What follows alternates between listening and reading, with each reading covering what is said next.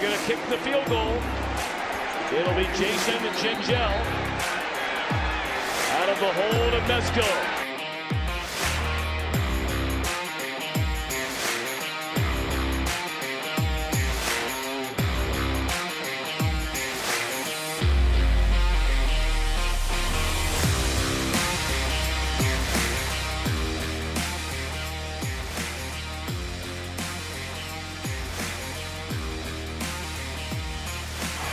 Good snap, good hold, and the kick is blocked. Appalachian State has stunned the college football world. One of the greatest upsets in sports history. Live from Chatterbox Sports Studios, it's Off the Bench with Thom Brennaman.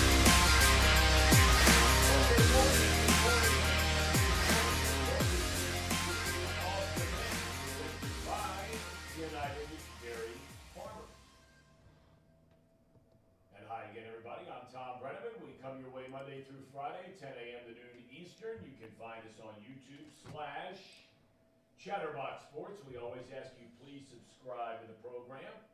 You can also find us streaming on Facebook. That's on the Chatterbox Sports page. If you prefer to join us in podcast form, just search Off the Bench with Thom Brennaman and you're dialed in. Lots happening around the National Football League, but none bigger than Tom Brady, who's decided he's retiring from the NFL, this time, as he says, for good. Of course, Brady said the same thing this last offseason, then changed his mind a couple of months later. Brady is a 7-time Super Bowl winner who ends his career as the NFL's all-time leader in passing yards and touchdown passes. We'll have his clip a little bit later on that he sent out on social media yesterday, but he says he's lived his absolute dream and wouldn't change a single thing. All the best to Tom Brady. News out of Denver, where the Broncos have reached an agreement with Sean Payton to be their next head coach. But boy, it comes at a price, and not just the big salary that Payton commands. Remember, he's still under contract with New Orleans for 2 more years. So Denver actually had to trade to get him. The Saints will reserve Denver's first-round pick this year, then the Broncos get a second and third round pick in next year's draft. That's a lot to give up. He better be good. He was mighty good in New Orleans, 159 wins, including a Super Bowl. The Texans have their new head coach, longtime player turned defensive coordinator in San Francisco, DeMeco Ryans. He was drafted by Houston in 2006, won a Rookie of the Year award, went to 3 Pro Bowls, and is still the franchise's all-time leading tackler. The deal reportedly is for 6 years. College football UC schedule is out. Its first season in the Big 12 Conference, and what a way to start it. Their first game in the league at home against Oklahoma, September the 23rd. Other conference home games include Iowa State, Baylor, UCF, and Kansas. The Bearcats will not play Texas or TCU. Big news on the local front in college basketball. We'll ask Paul about this later. Xavier will be without arguably its best player for the next 4 weeks. Zach Freemantle is a left foot injury, the same foot he had surgery on that caused him to miss the start of last year. It will not require surgery this year. And Sean Miller said he hopes to have Freemantle back by the end of February, early March. Tonight, Xavier faces Providence at the Cintas Center. That's at 6 o'clock. Those two, along with Marquette, are tied atop the Big East standings. In conference play, Freemantle has averaged 18 points and 9 rebounds per game. UC back on the hardwood at home tonight against Tulsa, 7 o'clock tip. Last night, a ton of big games in college hoops. UK, 15-7 now, rolls over Ole Miss. Dayton beat Loyola Chicago. Toledo downs Miami. Ohio University has decided we're going to stop guarding anybody. They fall to Eastern Michigan, 90-79. Number 8 Kansas knocks off number 7 Kansas State. Indiana loses at Maryland, and TCU beats West Virginia in Fort Worth, 76-72.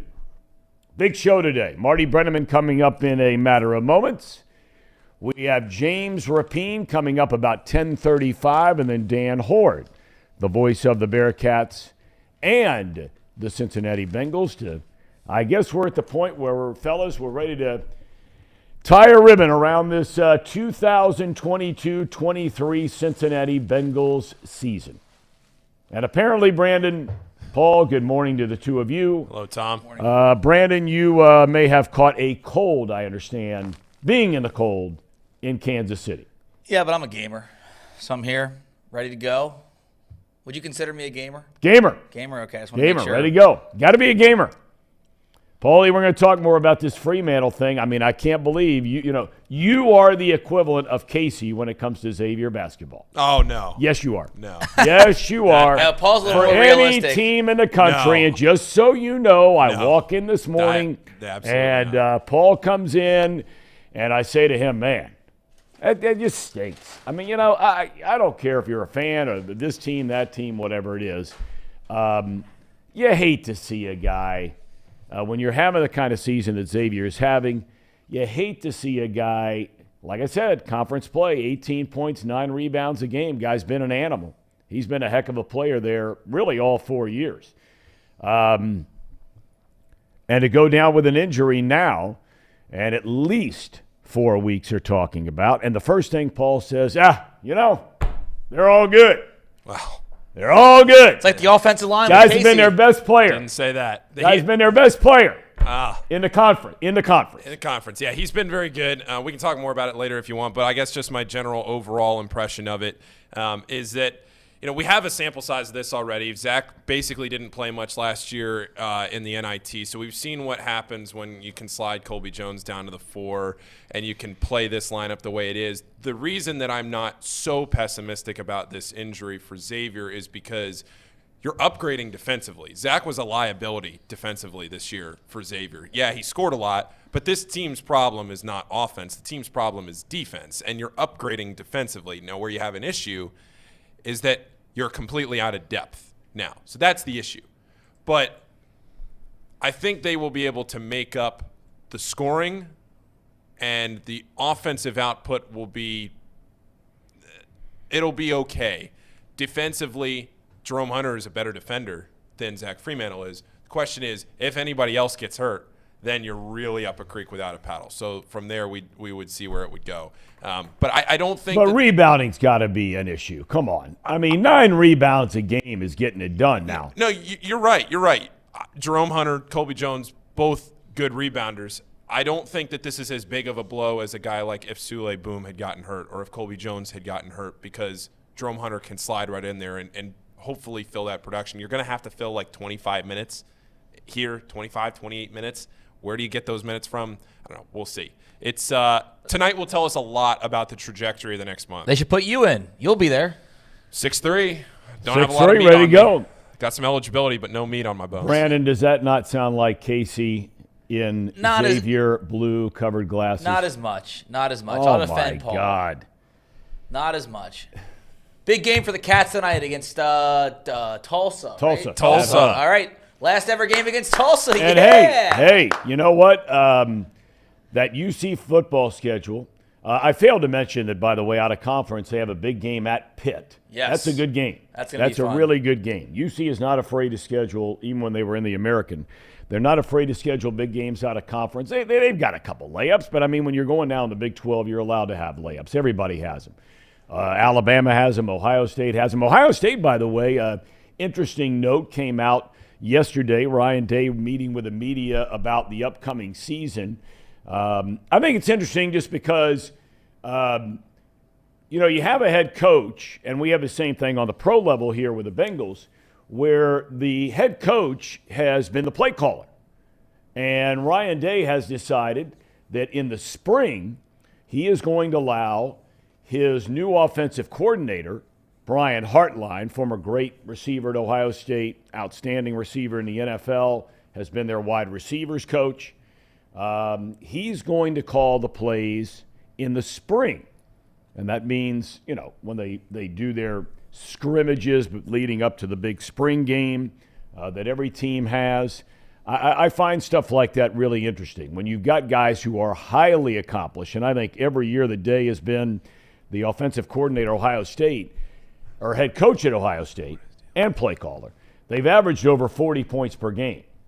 And so to think, and they scored 40 in the game against Georgia. They lost by 1. To think, though, that you would consider handing it off to somebody else is pretty interesting.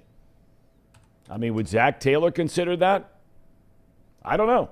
I'm not suggesting he should, but I'm just saying that it's interesting that somebody who does it regularly and is very successful at it is at least open to the idea that maybe you need to do things a little bit different. Were you starting to say something there, Brandon? Well, I was going to go back to UC. Yeah. UC, one of the cool things about this schedule and obviously having West Virginia now in your conference again, and it fits well with Pittsburgh being on the schedule too out of conference, is we have these drivable games now, which when I was in college there and UC was in the Big East, there was multiple years where I would go on the road to Louisville, West Virginia, Pitt. Like, it's just so easy to have 3 or 4 schools that are drivable. The American, you had nothing. Yeah. Like, you can't go to any road games unless you fly to UCF. Like, that's the only one you really want to go to. Yeah. So it's super cool for that. Going to be interesting to see what the team looks like and how they bounce back from not only losing their head coach but losing a lot of talent the last couple years. And you open up with Oklahoma in Big 12 play. Yikes. It's pretty exciting. Yeah, it'll be fun, though. The whole quarterback thing is going to be fascinating to watch at UC. They got like 7 there, right? Yeah, and they've got some talented dudes. I'm not sure I'd want to be Evan Prater at this point. Just cut that Uh-oh. Oh, There he is, a Hall of Famer. We just missed all the kisses from decked Millie. out. You got your buddy Millie there. Good morning. Millie's right here, man. I think everybody wants to know, what's that on you? I mean, did you spill some egg whites there on your pink pullover there? You got something going on there. No, I think You that a would not logo? know this. Well, you see, you don't wear anything as classy as this, so you would not realize. Stop, Millie. This is the logo of the company that made this pullover. Oh, really? She's on. Well, wait a Yeah. minute. Don't they have a logo already on the chest? So they have 2 logos on it? Right here. That's my good friend Sam Baker's company. Oh, okay. You know, Sam, former the big golf guy. Kroger guy, right? No. Was Sam? Who am I thinking of? Sam is the one that Sam and his wife Liz are the 2 Right around folks the that corner. Amanda and I went to Ireland with. Yes. Okay, well, that's very, very nice. Yeah. Boy, classy. How was the Reds caravan besides you getting sick? Well, I was there for one day because I had an intestinal problem. I had to come home, but it was all right. I was with a good group. I was with Nick Kroll and Chris Sabo and Jamie Ramsey and Ryan Rizzo. And we were with 3 players, one who played big league ball with the Reds last year, Alejo Lopez, and then 2 minor league players, Tyler Callahan and a kid that I think this kid's got a chance to really be an exceptional big league player. 18 years old. His name is Cam Collier. His dad played in the big leagues years ago. Lou Collier played with the Pittsburgh Pirates. Yeah. I remember Lou Collier. What was the reception like? I mean, look, we've talked about it on the show. Right. The Reds, at least on paper, don't look like they're going to be a competitive team in terms of reaching the postseason. Although, look, you never know. You can catch lightning in a bottle. But with all the things that have gone on, the franchise hasn't gotten a lot of good pub. What was it like out on the road? Because that's where you get a real feel for it. Well, you know what? The people that we crossed paths with, at least on Friday, and I understand when I had to leave them and they went on to Lima and Dayton on Saturday, that the reception was extremely good and extremely polite. There were, isolated cases where there was someone who would ask a question who would be mortally over the top, so upset with the way things have gone. But by and large, people were pretty good. I quite honestly, I think we were all surprised that the negative comments were at a minimum over the one day I was there. And based on what I was told about the second day, the same thing occurred. Now, the crowd, we had a big crowd Friday night at the Polaris Fashion Ball in Columbus. We signed autographs solid for 2 hours. And I think they had pretty good crowds in Lima and also in Dayton on Saturday. So if I were asked were the crowds lower than normal, I would say somewhat, but not nearly to the extent that one might have expected given the kind of year they had last year. I know you like Nick Kroll and think he has a chance to be a really good general manager. Of course, every person in that role, they can frequently, and this is a case with Kroll, get constrained by salary demands from ownership. But what is it you like about Nick Kroll? Well, I like the fact that I think he's a very knowledgeable baseball guy. He's been around the game forever. Starting when I think he was a bat boy with the Oakland A's a million years ago. And you're right. The constraints he's operating under financially, I don't think anybody can say Nick Kroll's a good general manager or Nick Kroll's not a good general manager. I don't think anybody can draw that conclusion. But I've been very impressed with the way he's dealt with this situation. Hey, let me tell you something. In my estimation, anybody can be Brian Cashman, for God's sake. Anybody can. I don't give a damn who you're talking about. When you have an unlimited money situation where you can trade for or sign whoever you want to, I could do that. So I think you better judge a guy like a Nick Kroll who's operating with an uneven playing field in terms of trying to improve his ball club and waiting for the day when these young minor league players who they received through trade the last couple of years mature into, they hope, obviously, productive big league ball players.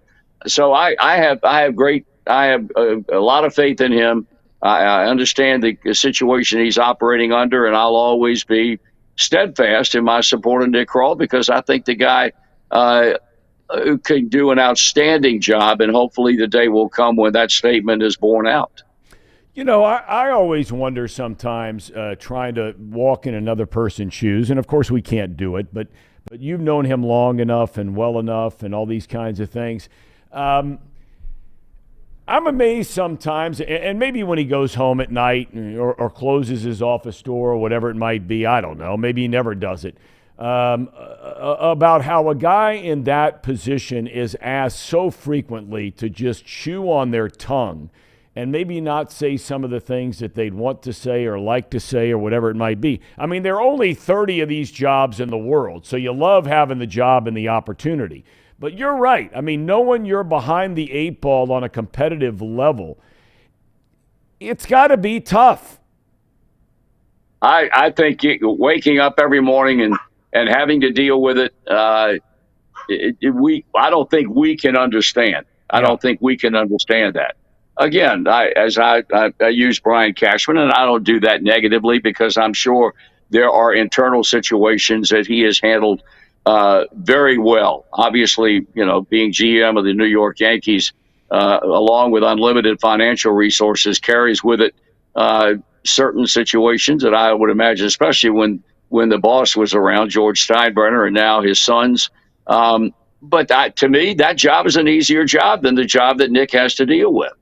And so, you know, if people want to be critical of him, all I would say to them is just withhold judgment for a couple of years, and let's regather and talk about what's transpired in that time. I don't think anybody can deny that the people that he traded for, when he was forced to deal away the Winkers of the world and the Suarezes of the world and people like that to unload salary, he received value in return, but immature value in return. I mean, all you got to do is look at they're now ranked by Baseball America either third or fourth best farm system in Major League Baseball. Now, I agree. I don't care who you're talking about.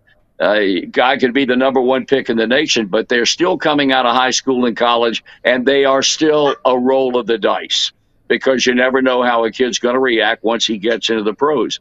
But I like what he's done. Just withhold judgment. Don't badmouth him because things are not going well because he doesn't have the financial wherewithal that a lot of other ball clubs have. All right, I want to shift gears because we always love getting your input on college basketball as our show is now starting to evolve into college basketball and baseball and all that kind of thing. It looks like your Tar Heels are starting to get it together a little bit.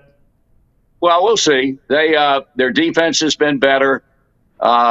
They are playing Pitt tonight in Chapel Hill, a team that beat them back on, I think, December 1st by a few points. I think this is a better Carolina team that Pitt beat earlier. And Pitt's had a good year under Jeff Capel. They've had a very, very good year.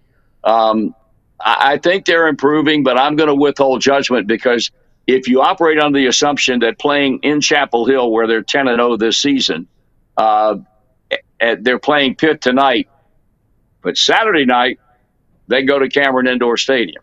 And while this ain't no great Duke team either, we'll see how they fare against John Shire's Blue Devils on Saturday night. They get through this week with 2 wins. I'll be ready to say that we're getting now the opportunity of seeing a late season surge by the Carolina team as they did last year. I still am very concerned about Caleb Love. I don't think he's a good outside shooter. I don't think if this kid thinks he's ready to play in the NBA next year, so am I. But I really believe that he's intent on leaving school and playing in the league next year. And if he does, I think he's making a mistake because he has not shown a lot of improvement in his ability to shoot the ball from the outside. I still maintain that next to Armando Bacot, R.J. Davis is the best player on that team. So we'll see what happens this week. But I think there are other clubs that are showing signs of Duke, as a matter of fact. They had a 2-point win at Durham last night against Wake Forest. I think that what I like about the college season this year, Tom, whether Carolina's in it or not, you can sit down and I think realistically name 8 or 9 teams that have a chance of winning the national championship. And I think as far as parity goes, I think unlike college football, where you have 3 or 4 teams every damn year, in college basketball, you've got a whole bunch of clubs that if they get on a good run at the end, they can win the whole thing. We've got somebody in the chat, and I don't know if this is Jordan. I don't know if this is one of the terms you guys have tried to teach me in the Teaching Tom segment. But Jordan on here says, Marty's got a wet jumper. Does that mean his top is wet? Is that what they mean? Let me explain this one to you. So a jumper would be a jump shot. Okay. I know what wet in reference to a jump shot. So that means he's got a sick jump shot. Like Marty, so somebody's making reference to my dad saying if Caleb Love is ready for the NBA, then so is he. Yeah. So they're saying he has a wet jumper. Yeah. Marty, you're a good basketball. You're a hooper, aren't you? Left-hander. I don't play. Are you kidding? I'm 80 damn years old. Am I going to go on a basketball court and play? Come on, guys. We got a hoop in the Chatterbox Studios. Come on out. Yeah, well, good luck on that. Well, we got a basket in here. Last thing I want to ask you about, and you brought it up with Duke. You're down there in North Carolina a lot. That roster, much like Kentucky, much like Carolina, much like Gonzaga, loaded with talent. What are they thinking about John Shire down there? Well, I don't know. That's an interest. I don't think anybody's. I don't think that there's a whole lot of criticism about John Shire in his first year, and I think there are a lot of reasons for that. One, he was personally handpicked by Coach Krzyzewski. I think that carries a lot of weight in Durham. I don't think anybody's going to stand up and start criticizing what John Shire has done when they know that Coach K was the one that handpicked him. I think next year you get a better read about the job that he's done or has not done. I think the biggest concern for Duke people, they constantly measure themselves by how that team 7 miles down the road is doing. But Carolina has had a record-setting recruiting season. Yep. The class they've got coming in 2024 is absolutely stupid. And I think the Duke fans have to be a little bit concerned about that, because under Coach K, more often than not, when those two teams had gone head-to-head over a player or players the last 10 or 12 years, more often than not, Duke has won out. I don't think that's the case now. I think Carolina has taken kids away, and I'm talking about big-time kids, kids that are highly touted and highly recruited by most of the big programs across the country. So I think that's the biggest concern they have, rather than being critical of John Shire as a tactician or as a practice coach and all the other facets that go into making a guy a good coach. Yeah, I think that whole thing is going to be fascinating, because you were around and you can remember better than I, but I was old enough to remember. Duke went through a lot of this for a long time. They had Bill Foster there. They go to a Final Four when Jaminski and all that crew was there, and Jimmy Spinarkle and those guys. And all of a sudden he leaves, and I mean things go in the tank. And Krzyzewski's first number of years, they were terrible. I don't think it's beyond the realm of possibility. I'm not saying it's going to happen, because they're one of the great brands in sports. But, man, you can fall off the table in a heartbeat if you can't get players. And you're spot on with this North Carolina Duke thing, because there is zero comparison in the players that those two schools are bringing in over the next 2 years. Yeah, well, you're true. That's right there. I can remember I did a game, and I don't remember what. I guess it was the second season that Krzyzewski coached at Duke back in the early 80s, where they came into Louisville to play the Cardinals. I went with you for that game. I was there with you at that game. And Louisville won that game by around 50 points. Yep. And he came, and, there's been a documentary done on the team that saved Krzyzewski's job. That's when he recruited, Mark Allery and Jay Billis and that bunch of Tommy, the Dawkins kid, Johnny Dawkins, Tommy Amaker, all of them came in at one time. And all of a sudden, a woefully poor Duke team turned into a team that was considered one of the best in the country, and they took off from there. But it's going to be interesting to see how things play out with John Shire. I have sympathy for him, because, having to come in and replace a guy like Mike Krzyzewski, I think less so, quite honestly, when Hubert Davis took the reins from Roy Williams, simply because Krzyzewski had been at Duke a whole lot longer as a head coach than Roy had been at Chapel Hill, even though Roy won 2 national championships in the 19 or 20 years or whatever it was that he coached at Carolina. Shire's got his hands full. And with the transfer portal, it's a little easier now, because you don't get completely shut out. If you can't recruit on a particular year, you still can turn to the portal and get guys to come in and play from other schools. Well, it's like my main man, Ben Vanderplus, former Ohio University star, now tearing it up for the Cavaliers in Virginia. I know he is. He's a good player. Ahead.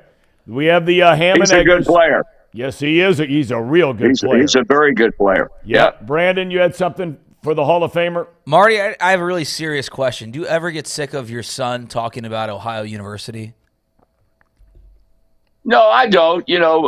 We have a very good friend named Mark Wicker, who was one of the celebrated writers in the United States, sports writers. He and I hooked up together way back many years ago when he was working at the Winston-Salem Journal, and I was doing the Virginia Squires games, and he was a Carolina guy, and I was a Carolina guy, and he wrote a story about me, and then he moved on to the Philadelphia Inquirer, has just recently retired from the Orange County Register in Anaheim. And we had the pleasure, Amanda and I did, of having dinner with Mark and his wife last week while we were out at Disneyland. And it was a great night, because he's a brilliant writer.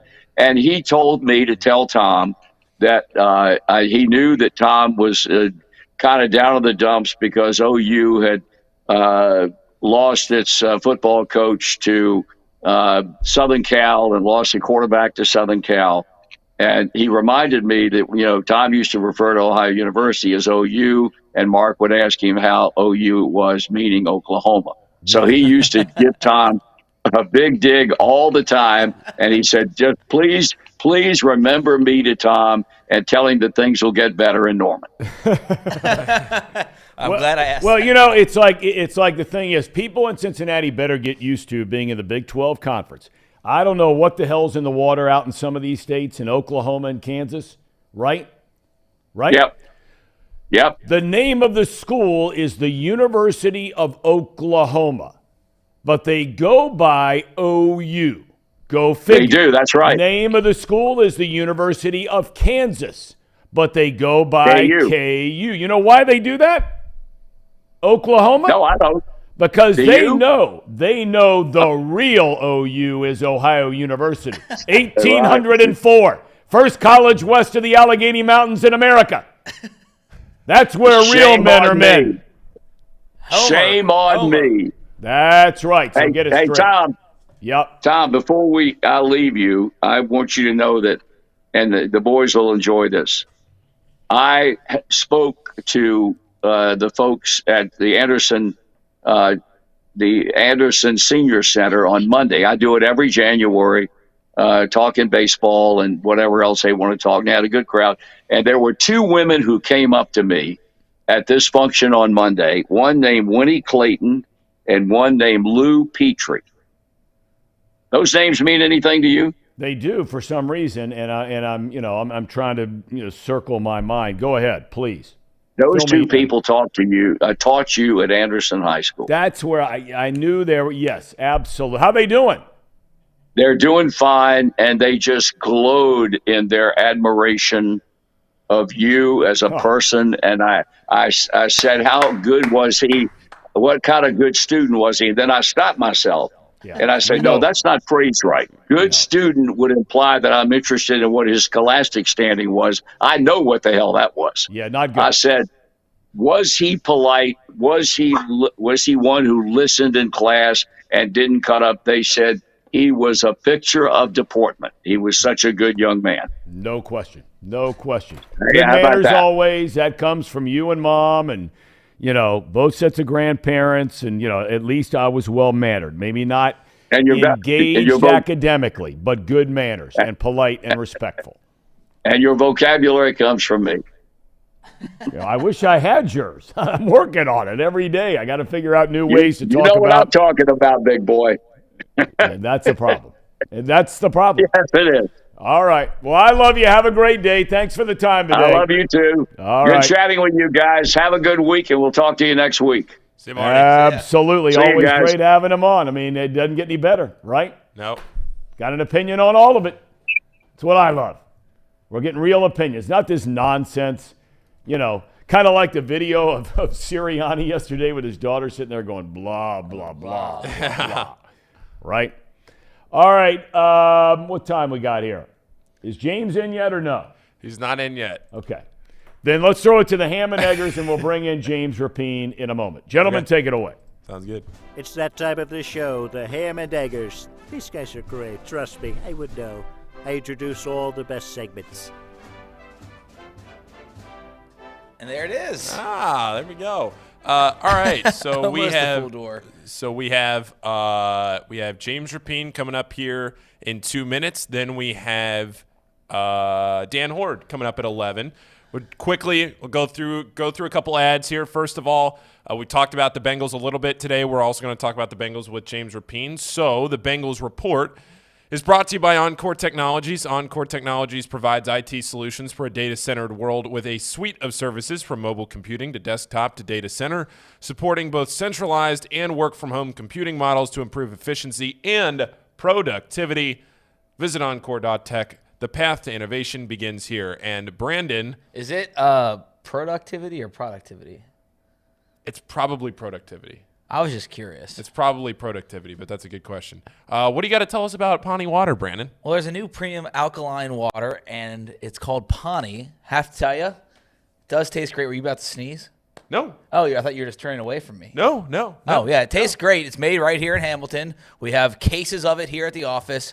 There is no artificial processing like many of the other brands you see out there. It is the best tasting water in the world. You see it right in front of me. That is PAHHNI water.com is where you can get it. PawneeWater.com. It's fantastic. Yeah, I see some comments in the chat. This is just what I was looking at. See some people talking about Dayton. Dayton has played down to their competition this year, to say the least. Were you on Dayton last night? Did you see anything? I was not. I think did they play VCU last week? They played VCU 2 weeks ago, and that was a disaster. Yeah, of a game. VCU won me some money, I think, on that. Yeah, one. so Dayton was up in that game in the final minute by, I think, 5. I mean, they were up by at least 2 possessions in that game and lost. Yikes! Disaster of a finish.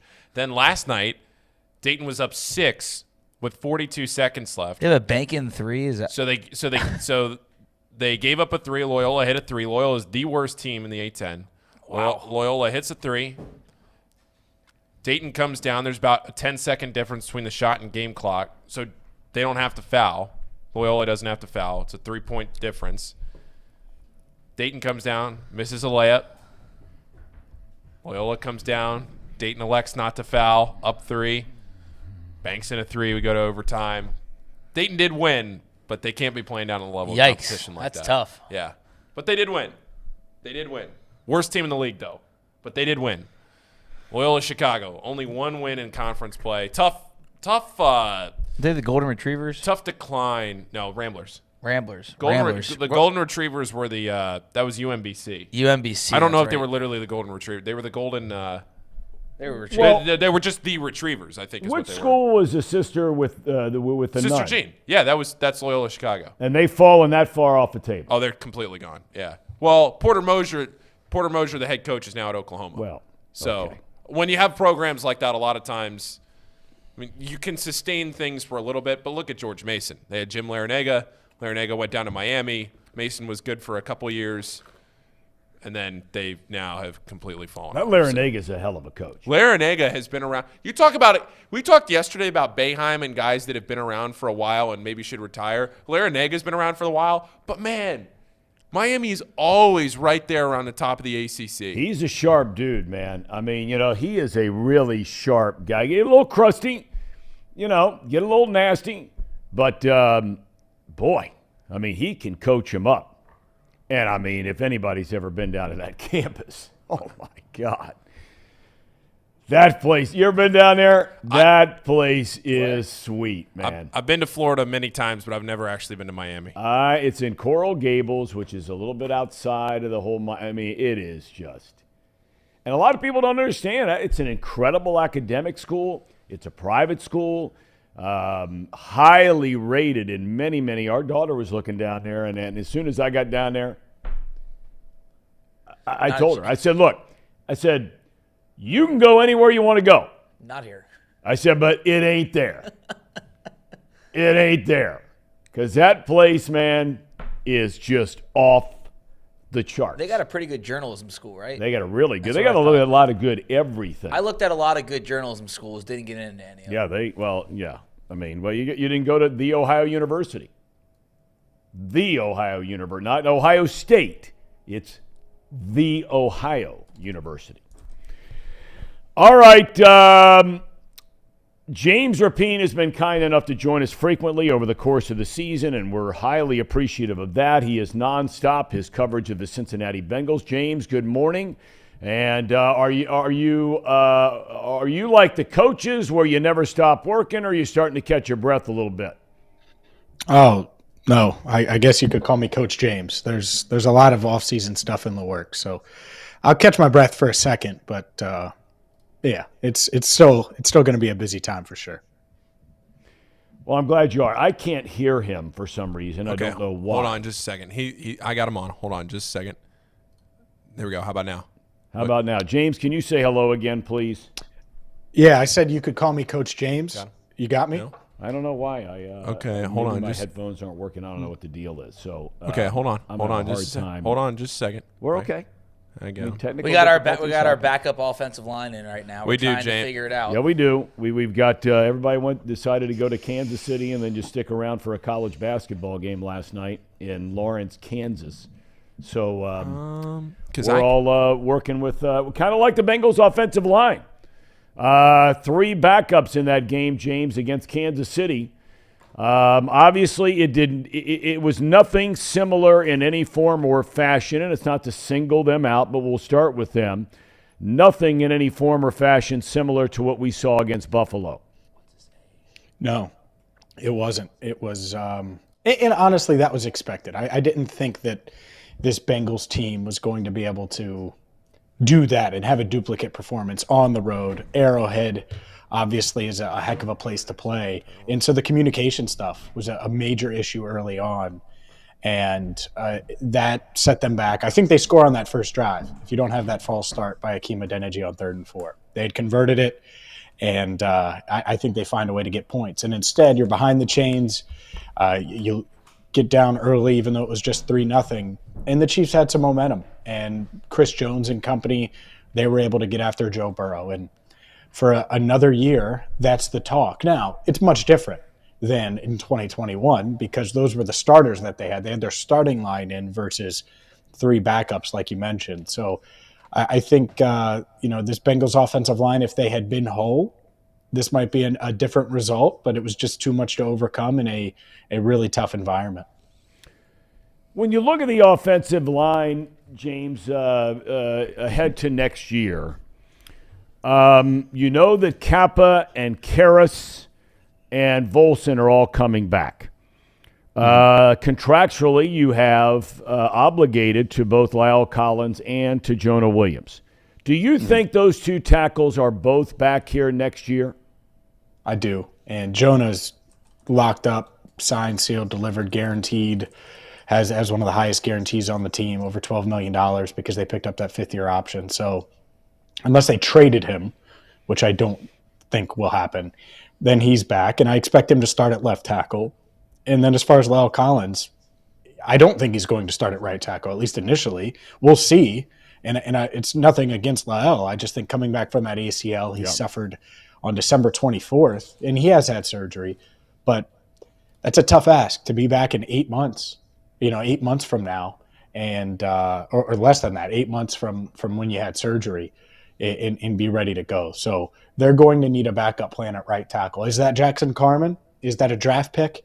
Is that a veteran they bring in? I'm not sure. Maybe it is Akeem Adeniji for a few weeks, but I do think Collins is around and will be on the team next year. Now, could they go another way? They could. I just think that they'll keep him around. Lots of talk, speculation. Zach Taylor very close to the vest. He did acknowledge that some of these conversations are already taking place inside the hallowed halls of the Bengals offices at Paycor Stadium. Obviously, they've got to be prepared for all of this. I want to ask you about a couple of guys, though, that have been very, very oftentimes great players for this franchise and their futures with this franchise.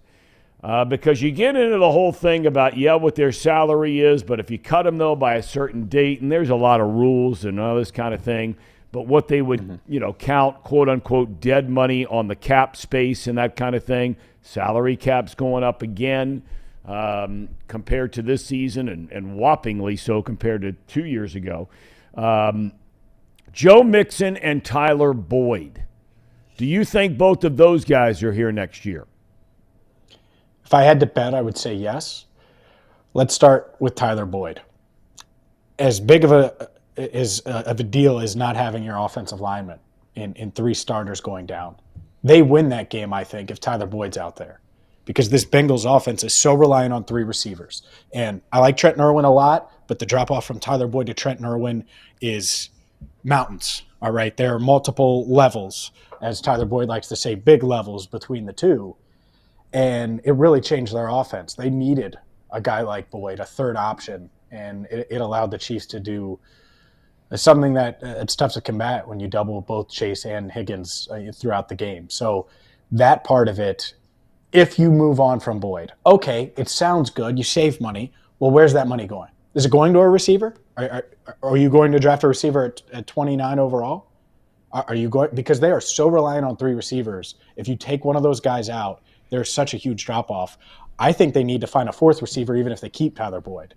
So that's certainly something that they would have to answer. So I think he's back. It's the final year of his deal. We'll see. Joe Mixon is interesting. I think that you could make the argument to move on from him.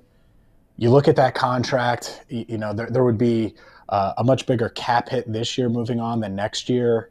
That one's much closer. I think you could easily make the argument that you bring back Piron at a team-friendly deal, maybe Travion Williams, or you sign another veteran and you draft a guy, you could get similar production with a committee approach, which they kind of had throughout the season anyways. But knowing the Bengals, knowing what Joe means in that locker room, I would lean towards him being back. But that one's closer to me. I look at Tyler Boyd. I think he's so valuable, even if the numbers aren't there, and the offense is much, much different when any of the big three, Higgins, Chase, Boyd, aren't on the field. When I look at the final four teams that were in conference championship games this year, it is as glaring as the sun on a beautiful day. The one thing the Bengals do not have that everybody else had was a dominant difference-making defensive lineman / linebacker that could get to the quarterback regularly. Now, Hendrickson did that for 2 years. We know he broke his wrist this year. He was a complete non-factor, and I mean non-factor, in the final four games that he played in this year. Hubbard's a guy that's a good, solid, rock-solid player. That's not his M.O. as far as being a big pass rusher. Reeder gives you some push and all that kind of thing in the middle. And Osai looks like he has a chance to come on. But with all of the decisions the Bengals have to make this offseason, James, do they need to go get, and maybe there's not one out there. I don't know. I don't know who's a free agent or who might get cut. Is there a guy, or should there be the approach that they need to go get a guy? Sure, absolutely. I think whether that's in the draft early, and maybe that's with the 29th pick of the first round, or it's another edge rusher, another pass rusher to get to the quarterback, that is what this defense is missing. And Joseph Osai came on and was really good against the Chiefs. And I know everyone looks at the penalty, but he was really good if you go back and you watch that game. And Cam Sample came on towards the end of the year. Zach Carter flashed some. But I don't think any of those guys are what you're describing, right? And so, yeah, Hendrickson, he's your guy. But you need another guy of that level. And it's really hard to find them, no doubt about it. It's really tough. That they have a lot of decisions to make on defense. But I think that's one of them, where you still have a couple of years of benefit of having Joe Burrow on a rookie deal. That fifth-year option is still going to be you're still going to be able to squeeze some dollars in the cap, in under the cap. And so do you go after an edge rusher that can be a difference maker? I say you do. And the Bills were able to do that with Von Miller last year. It didn't work out. But this Bengals team is, to me, closer than the Bills were this year. Clearly, from a physicality standpoint, the Bills just were not that in the trenches by the end of the year. I think this Bengals defense, that's the one thing they're missing. And there's a lot of focus on corner and focus on different spots. But if they could add another pass rusher, whether it's interior or on the edge, I think that would go a long way towards helping this defense take another step, even though they'll lose some guys in free agency. Walk me through the trio in the secondary. Everybody knows Awuzie is coming back. He was injured much earlier and thus has a jump on his rehab to be ready to go come July, August, whatever. Eli Apple, Von Bell, Jesse Bates. Any of them back next year? All of them back? Two of them back? One of them back? What do you think? All right, let's go in order. Jesse Bates, I just don't see a path. They've negotiated for 2 years. Clearly, the Bengals have an idea of what they're willing to pay Bates. Clearly, his agent, David Mulligetta, has an idea of what he wants to get Bates on the open market, and they're about to get to the open market because there's no way the Bengals place the franchise tag on him. It would be $14 million plus the extra percentage since they tagged him last year. So I think he becomes a free agent. I think he maxes out and ends up signing elsewhere. As for the other two, I think it's interesting. And let's talk about Von Bell for a second, and then we'll get to Eli Apple. Von Bell, he was kind of an under-the-radar signing that the Bengals didn't necessarily plan on making in 2020, and he was still out there, and they're like, heck, let's go get Von Bell. 3 years, $18 million, $6 million a year, and he's been a huge part of their locker room, huge part of their defense. What's his market? Because this is going to be his last prime year. You get the last 3 years of his prime essentially. Is it the same? Is it 3 years, $18 million? Is it 3 years, 21? Because if so, I want Von Bell around. Does he get into the $10 million per year range? I'm not sure he does. And so his market's tougher to judge, but I think they would like to have him back. At the same time, you have Dax Hill, you have Tyson Anderson, you have safeties, young safeties that you believe in. But a tandem of Dax Hill and Von Bell makes a lot of sense to me in 2023. So I certainly think the path is open for him. And then Eli Apple is really interesting because you get the sideshow that comes with him and the tweets and the dancing and all of those things, the waving to fans and everything that comes with Eli. But I thought he was pretty good this year. Yeah, I did too. And so what is his market? Do other teams want Eli Apple to deal with all of that? Does Lou Anarumo stay or go? I think that part matters as much as anything when it comes to Eli's future. If Lou is still in town, I think there's a decent shot that Eli's back, even though right now it kind of seems like they might move on. I don't think they love the social media stuff and loved all of his antics, but he played pretty well. And so if you can get him at a bargain deal again, it's hard to find a veteran corner that can play at that type of level for a bargain. And so I certainly think there is a path. It might not be super likely, but there is a path for him to come back. Jermaine Pratt is a free agent, James, and everybody knows the video that went viral walking off the field, and I have a hard time holding guys accountable for that kind of stuff just because of emotions. I mean, you've been going every day for months and months and months, and you lose the way they did and the things that happen. And, I tend to give guys a lot of rope on that. Some people don't. Do you think that will affect his future with the Cincinnati Bengals in making a decision on whether or not to bring him back here? No, I don't think so. And by the way, he was right. That's the thing everyone wants to, oh man, what a bad team. Oh yeah, don't hit the top quarterback in the league on the sideline. Like, I get it's frustrating and it sucks to hear. And he did it where someone recorded a video and it posted it, but he's also right. Don't make that play and put yourself in danger there. And that's the part not many people are willing to say. And I get it. It sucks for Joseph Osai, but you don't want to put the game in the hands of the officials, clearly. I think we've learned that now. And I think Osai has learned that. That said, I don't know. I think that the interesting thing about Pratt is he clearly doesn't love the way he was used this season. Mm-hmm. Multiple times going to social media, talking about how he was a 3-down linebacker, how he should be out there. And so clearly the Bengals view him one way. He views himself another.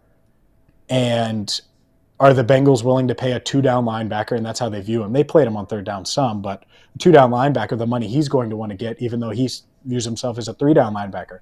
I don't think so. So I think he's going to find more money on the open market, and he's one of those guys that'll leave, and they'll look at maybe extending Logan Wilson, who's eligible for an extension this offseason. But as far as the locker room, yelling at the end there, I agree with you. I think it's just emotion. I don't think they'll hold that against him. And I don't really blame him. It stinks for him that he had to, get caught by cameras. But like I said, at the end of the day, I'm sure there were a lot of guys in that locker room that felt that way. Even though they came to Osai's defense, it's a play that you can't make. Even if you think that it was borderline, it's something you can't do. If the staff remains intact, and, on Monday, I watched, you were there, I'm sure, I watched the entire Zach Taylor press conference, and he talked about, his coordinators in Anarumo, Callahan, and Simmons on the special teams, that all of them have been there together through some bad days. Yeah. They're very young men. I think oftentimes we forget that as far as just age and obviously experience in these current roles, and they continue to grow. Where does Zach Taylor need to grow as a head coach? I think there are always clock management things that all 32 coaches have yet to master, and we saw that at the end of the first half. The 3rd and 1, take a timeout, run the ball to get the first down, take another timeout. That is awful. It's awful. It can't happen. And whether you take the timeout ahead of the 3rd and 1 makes sense. We'll have the plan for getting the first down and then have another play called right now. And it's pretty simple. It was a run off the behind the right guard, I believe, or to the right of Ted Karras. What's the call after that? Have another play called, because that cost them. Once Burrow found T. Higgins, they didn't have enough time to score there in the red zone, score a touchdown, and that 4-point swing makes a huge difference. So little clock management things, but I think that the thing Zach deserves credit for in this entire staff, Lou, Brian, in 2019, they might not have been ready, right? I think that's fair to say, as a staff. Anarumo, all of these guys. And in 2020, they got a little better. In 2021, they got a little better. In 2022, they got a little better. And you look up, and I think it's a pretty damn good coaching staff, top to bottom. And you're always going to have complaints. You're always going to have little things that you could get better at. But from a culture standpoint, from an execution, play calling standpoint, I think that they are much better now than where they were just a few years ago. And hopefully, for the Bengals' sake, they can hold on to this staff. But I have a feeling that might not be the case, because the NFL is obviously taking notice of what they've done and how talented this group is. All right, last thing I want to ask you about before we let you go. Philosophically, they're going to have to start making decisions on players, who they keep, who they let go. We've walked through some of those today, but even next year and the next year, depending on when Burrow's contract is finalized, and then how much they guarantee to sort of backload some of the big money, much like Buffalo did with Josh Allen's contract. I mean, they might not be forced to make huge decisions for 3 more years, depending on how that contract is structured. But I'm curious, at the end of the day, if you've got to make a decision philosophically, we're all in on offense, not just Burrow, but Boyd, but Higgins, but Chase, offensive line to truly build and put together, which they thought they had done this year, and it looked like that before guys started getting hurt. But I mean all in on giving Burrow that extra half a second and a half. Are you all in at the end of the day on offense? Or this year, a strong argument could be made that the defense was far more consistent than the offense was, game in and game out over the 17 weeks and into the playoffs. Are you going to start spending some big dough on the defense? They've spent a lot of money on defense, and I think that is the interesting balance. Is now you have to get younger on defense. Dax Hill's a part of that, certainly. Cam Taylor-Britt, part of that. Zach Carter, part of that, and that's going to be the theme. You're going to see it kind of flip-flop. And offensive line-wise, they do need to start building a pipeline where you get young guys in that you feel like you can rely on. But they could use another veteran, no doubt about it, in free agency. If you could add another free agent offensive lineman, I would certainly be open to that. And in position-wise, we could debate it and go back and forth about it, but certainly open to that idea. I think it's a balance, but look at what the Chiefs did. You know, they're all in on offense, and they paid their offensive line a lot of money. They paid Travis Kelce a lot of money, Patrick Mahomes a lot of money. And yeah, they have Chris Jones. They have a couple of guys on defense that they're paying, but they got really young in the secondary fast. They have a lot of guys, they're linebackers, a lot of linebackers on rookie contracts as well. I think that's the plan here, or should be at least. Boyd is not going to be around. Now, he might be around next season, but long-term, I don't think that they necessarily extend him.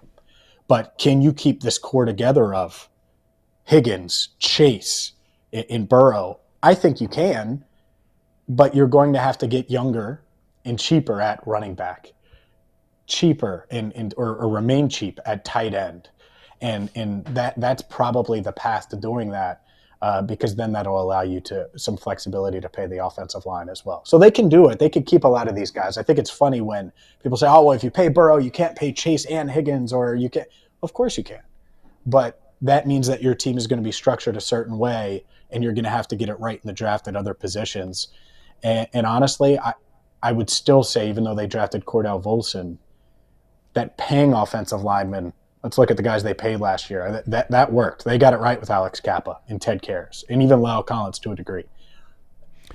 It's harder to draft these guys. Yeah. I didn't mean to interrupt you. Please go ahead. It's harder to draft these guys. So we'll see what they do there as far as they build the offensive line. Well, James, we can't thank you enough. Allbengals.com and, of course, Locked On Bengals, your podcast, everything with Sports Illustrated. We can't thank you enough for your time and your expertise, and thanks for your time today. We appreciate it, my friend. No problem. Appreciate you having me. Thanks, Thom. Absolutely. James Rapine. Always great to have him throughout this entire football season. I see some of you say, you know what? If Rapine's not going to continue to come on, I'm along with some of our other football guys, and this is what we were talking about yesterday. You know, you said you're not going to watch as much anymore because it's all about football. Which, by the way, it came out that the Bengals-Chiefs AFC Championship game was the most watched championship game from either conference on any network in the last 4 years. I continue to say over and over, these networks, and I was there for 25 years at one of them that had the NFL, they put so much stock and value in the big market thing. And I've said for years, they're not right about that. They're not right about it. I mean, think for a second. Now, I know that the time window makes a big difference. But you had two of the biggest markets in the country in the NFC Championship game, in Philadelphia and San Francisco. Outside of Green Bay, you have two of the smallest markets in the NFL in Cincinnati and Kansas City. And again, it was a 6:30 kick, not a 3 o'clock kick. But to think that looking back over the last 5 years, and the only games that have rated higher than that Bengals-Chiefs game on Sunday were Super Bowls. It's wild. It's pretty amazing. People like the new rivalry. Joe Burrow, Patrick Mahomes, obviously the Mahomes dynasty that the NFL wants to see and that fans are gravitating towards helps. But then the Bengals making that run to the Super Bowl and Joe Burrow being Joe Burrow, I think this is what it's going to be like for years to come with those ratings in this game. Yeah, people want to watch good teams. People want to watch good talent. People want to watch the best of the best, and that's what you got on Saturday or on Sunday in the championship. You're gonna tune in when the players are playing at the height of their profession, and that's exactly what the AFC Championship was. You had Joe Burrow, you had Patrick Mahomes, you had these brands that have now been built. I mean, you think back to these teams and how long it takes to shape public perception about a franchise. Think back to the Warriors and to the Bengals of old, and think back to the Chiefs before they were the Chiefs now. And it seems like you take so long to shift in your mind that this team is a good team and they're not the Bungles, right? And not just in Cincinnati, but I'm talking about nationwide, that you have this perception of this team that constantly shot itself in the foot and constantly had players getting arrested and had players that were getting penalized on the field. And you had just so many things constantly going wrong for this franchise that now all of a sudden that's done a 180. The culture has shifted. You don't have any of that anymore. And you have two of the best teams in the league competing against each other. And we're going to get to see it again next year. And I'm telling you, I bet it's early in the season in a primetime game. Chiefs and Bengals, maybe in week 1, depending on if the Chiefs win the Super Bowl or not. You know, the two of the franchises you just mentioned about being down for a long time, and they were, the Chiefs in the NFL, the Golden State Warriors, and the Bengals, lumping them in there together. And I get where you're going with that. But I'm telling you, the perception of the Bengals is never going to change until they win the Super Bowl. The Golden State Warriors had won an NBA championship. It was 1,000 years ago. I think it was 1972, if I'm not mistaken. But they have won one. The Kansas City Chiefs, we know, have won a Super Bowl, multiple Super Bowls. And until the Bengals win it, they're just not going to get people to look at them the same. They'll put the eyeballs on the screen because they've got so many great stars, and especially in Burrow and Chase. But the overall perception of the Bengals will not take it to the level they want it to be at, and they know this, until they win a Super Bowl. You got to win the big one. I mean, it happens to individuals, and it happens to franchises. Dan Marino was one of the great quarterbacks that ever walked the planet.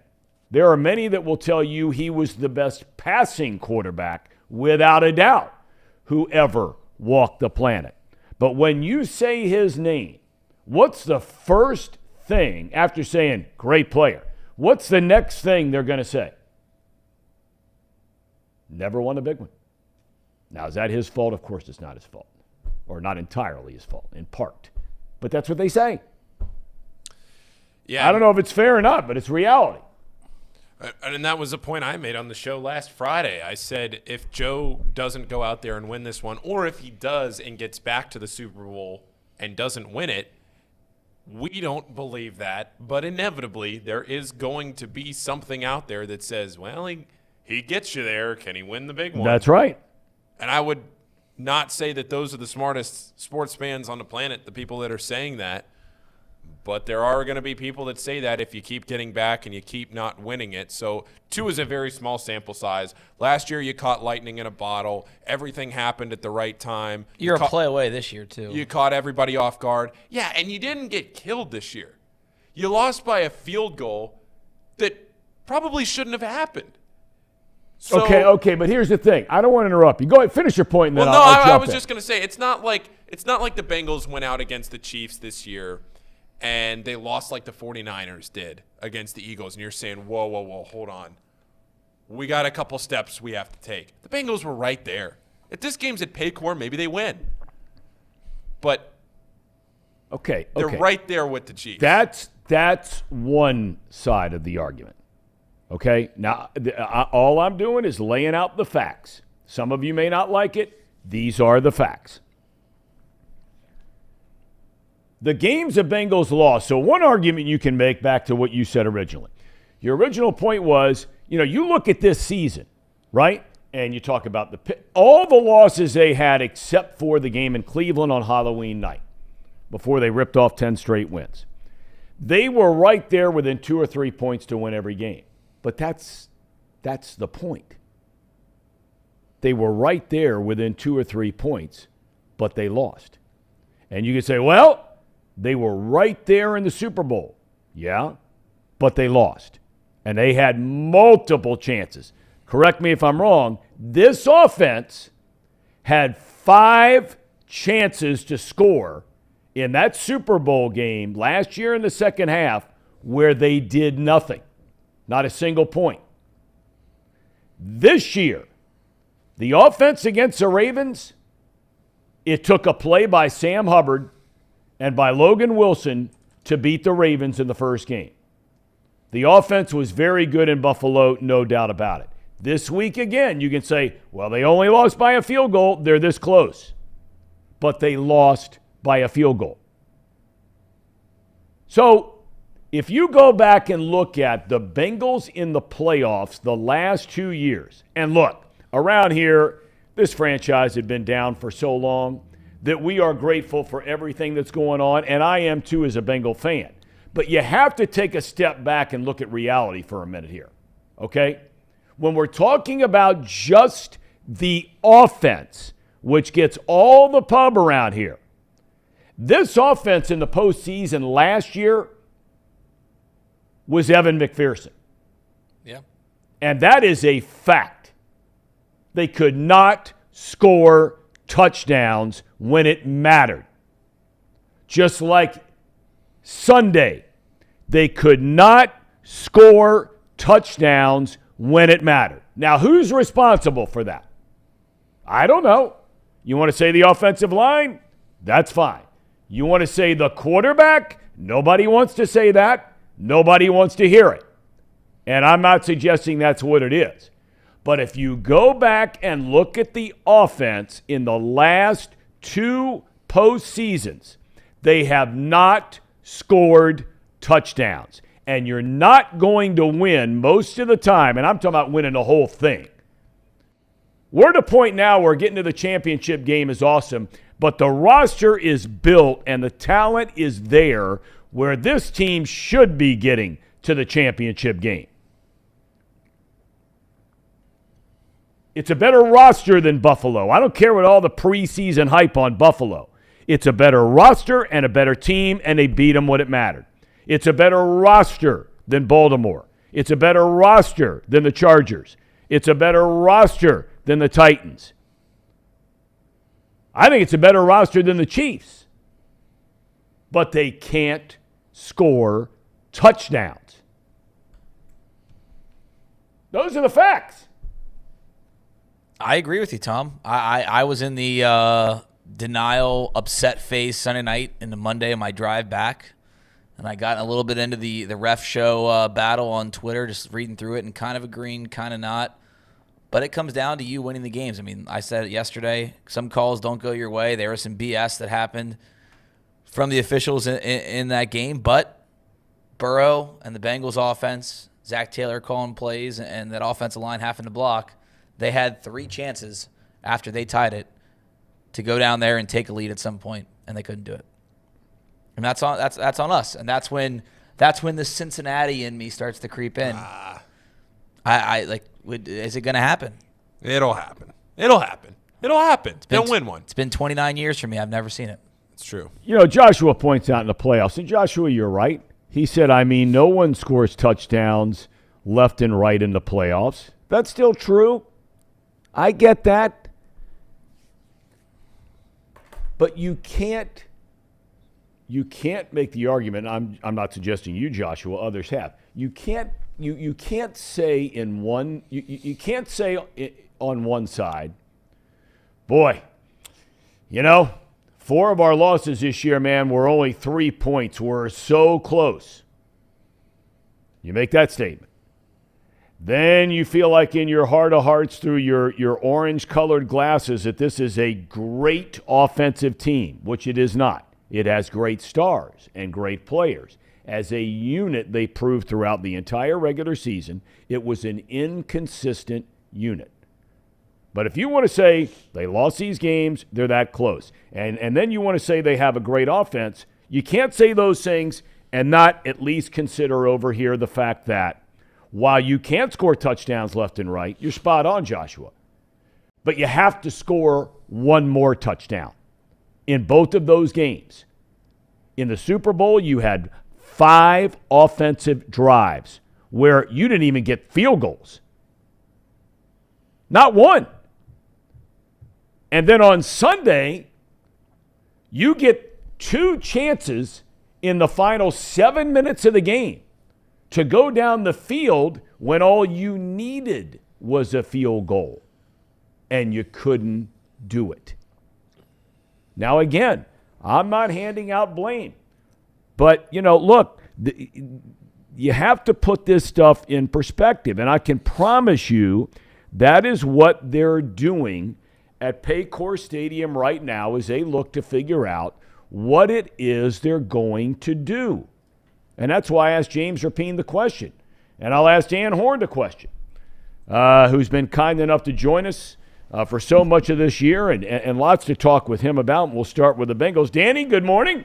Hope you're doing well, my friend. You got a big basketball game tonight down at Fifth Third. I do. Looking forward to it. Looking forward to concentrating on one sport for a little while.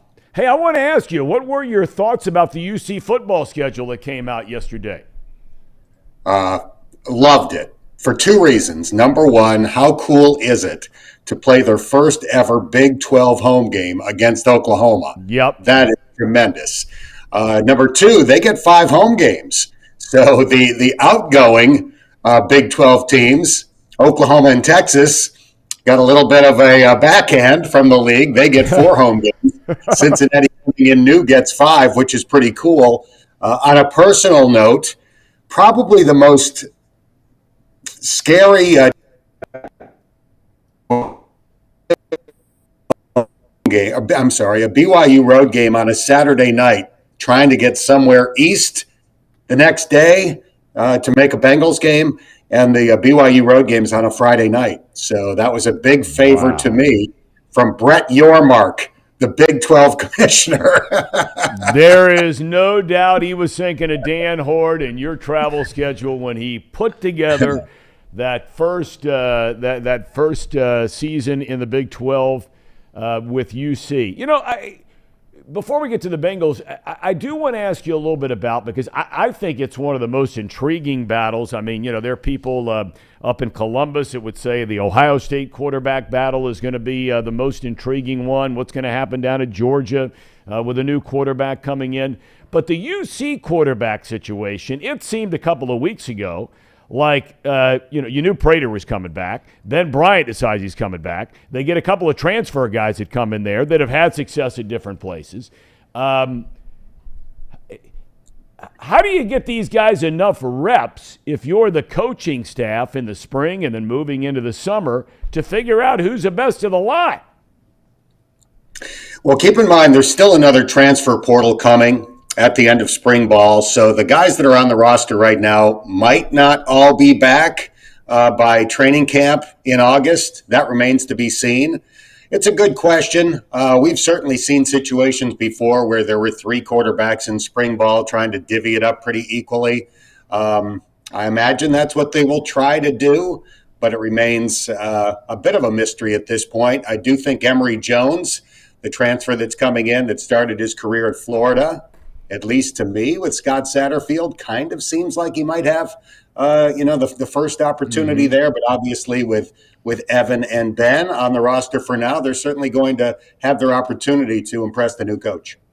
UC basketball, and I alluded you have a game tonight against Tulsa. They were this close. You were there. I mean, right there, and had a chance to win. Certainly could have, should have won that game at Houston, but they did not.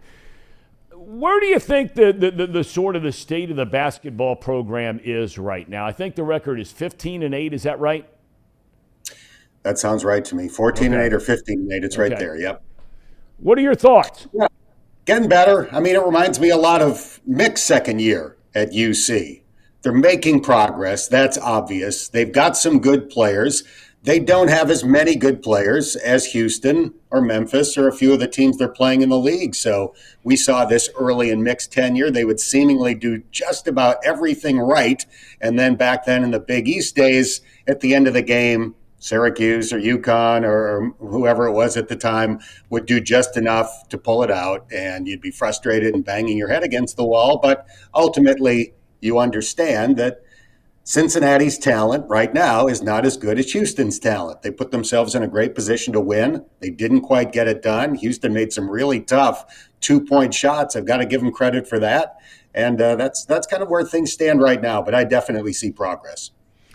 All right, let's shift gears now to the Bengals. Certainly incredible disappointment here in greater Cincinnati and Bengals fans all over the country. I mean, you were right there again for, a trip to the Super Bowl. You're sitting there watching the game, Dan, and back and forth and this and that and missed opportunities and et cetera, et cetera. What stood out to you, a thing or two about the difference in winning and losing?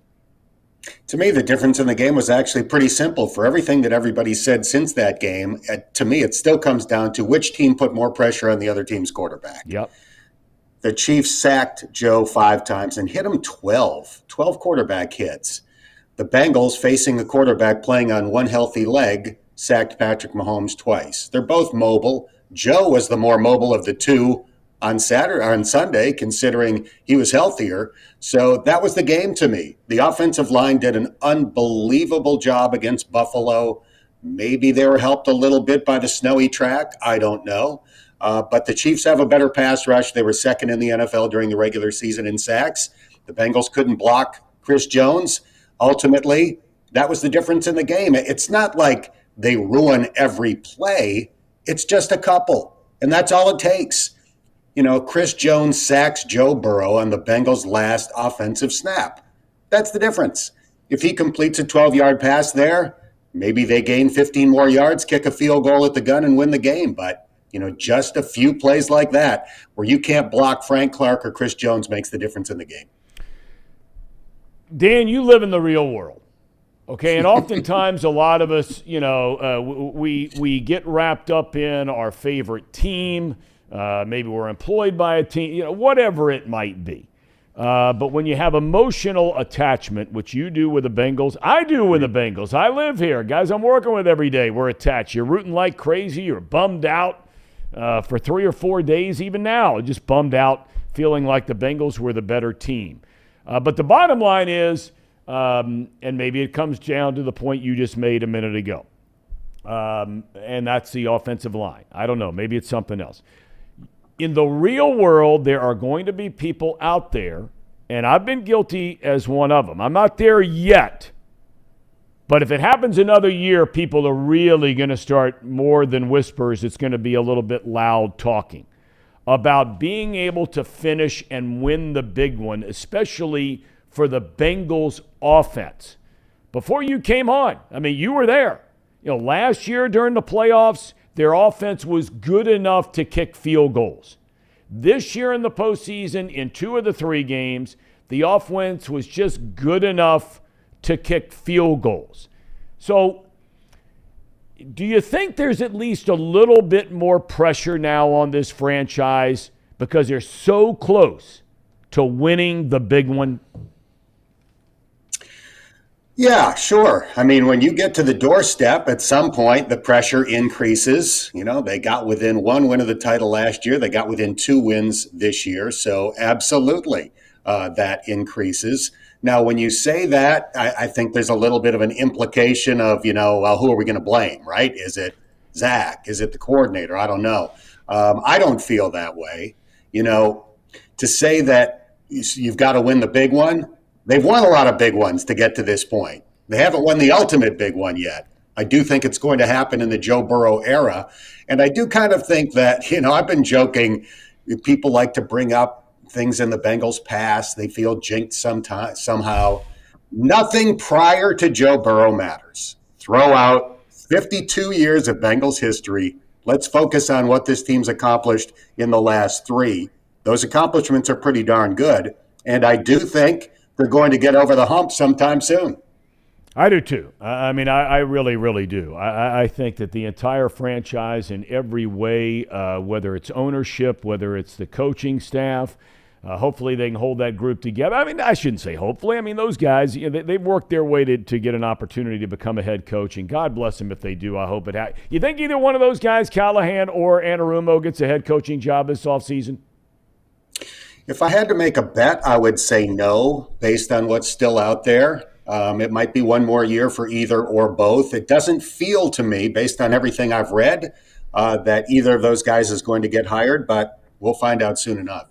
All right, your thoughts, Dan, on the Super Bowl. Maybe you don't care. Maybe you don't care. What, you do care? I do care. I have a rooting interest. It's the Philadelphia Eagles, and here's why. Their head coach, Nick Sirianni, went to my high school. His dad was my high school science teacher. He was the high school football and track coach at my high school. I didn't play football after 9th grade, but I ran track for his father.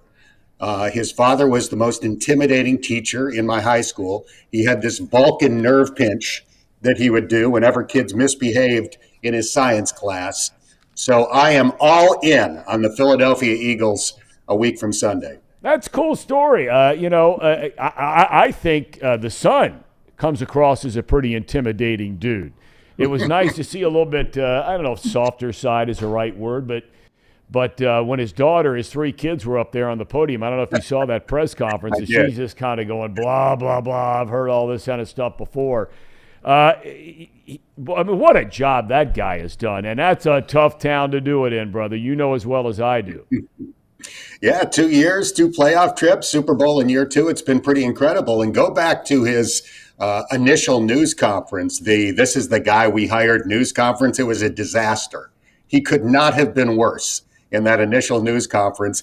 Every Philadelphia Eagles fan was like hammering themselves, thinking, holy cow, who did we just hire? This guy can barely get a word out, but he was just so nervous. He didn't handle that well. Since then, he's been great. He's done a phenomenal job of coaching that team. So I'm all in on the Eagles. Go Philly.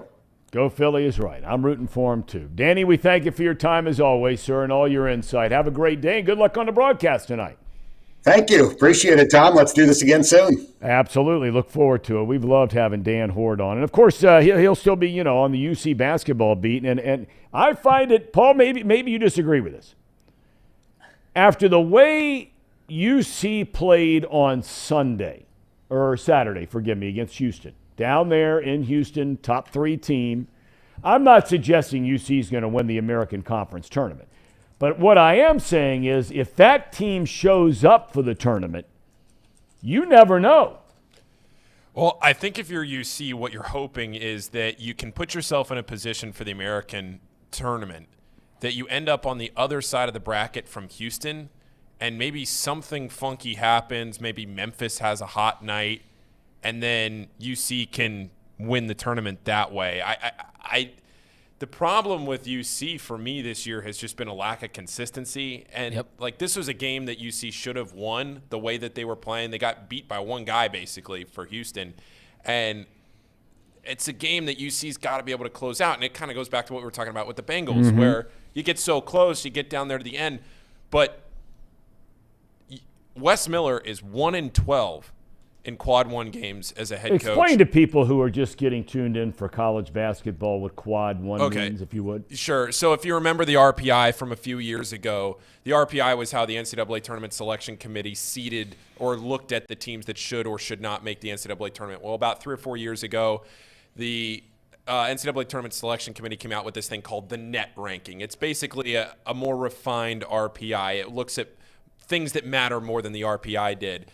And what you do is you separate each game. Each team is listed in a quad. So quad 1, quad 2, quad 3, and quad 4. The best games on your schedule are quad 1 games. So if you're ranked between 1 to 30 in the net, then you're a quad 1 game if you play a game at home. Basically, there's ways that you can look at it. The bottom line is that a quad 1, if I hear you right, are teams basically ranked in the top 30 in the country. Yeah. Right? And then you go from 30 to what, 60?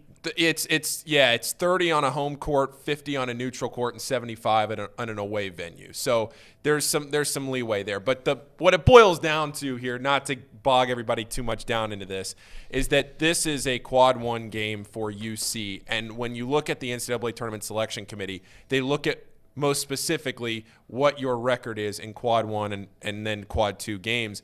UC right now in quad 1 does not have a win this year. Wes Miller at UC has lost his last 12 quad 1 games. The only quad 1 game that UC has won under Wes was it Arkansas last year? It was the Illinois game in that same tournament. It was the Illinois game, the very first one that Wes coached in at UC.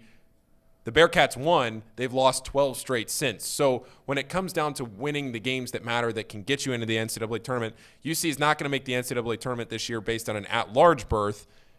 But maybe you hope that Houston ends up on the other side of the bracket and Memphis clips them or has a good night or something happens. You catch Houston on an off night in the title game.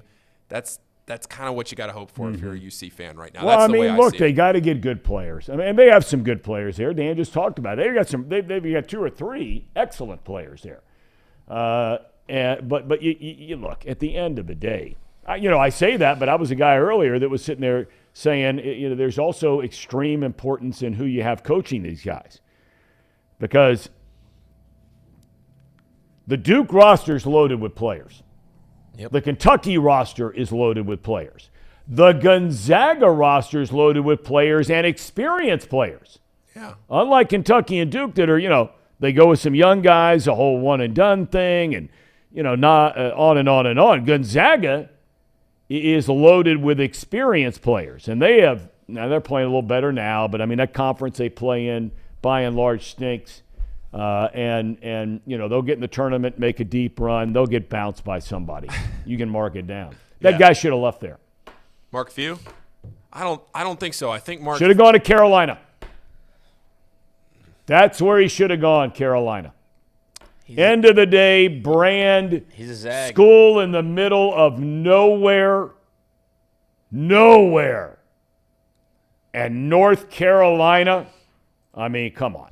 I think Mark Few wants his legacy at Gonzaga to be getting them into a better conference. And I think he is bound and determined to stick around at Gonzaga until they get into a conference that matters in college basketball. Because, like, look at St. Mary's right now. By all the computer rankings, St. Mary's is having a much better year than Gonzaga is, as wild as that is to say. St. Mary's is good for one of those years every few years. Yeah. They're good for one of those. Yep. And that's this year.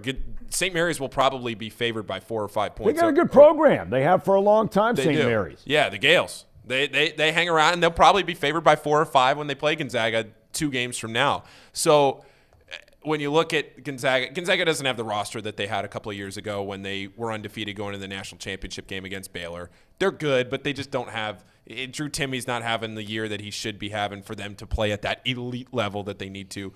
I just don't think Mark Few wants to leave Gonzaga. I think he's been around too long now, and he's built that program into too much. If you think back to – 2009, 2010, and the trajectory of some of these programs like Xavier going into the Big East.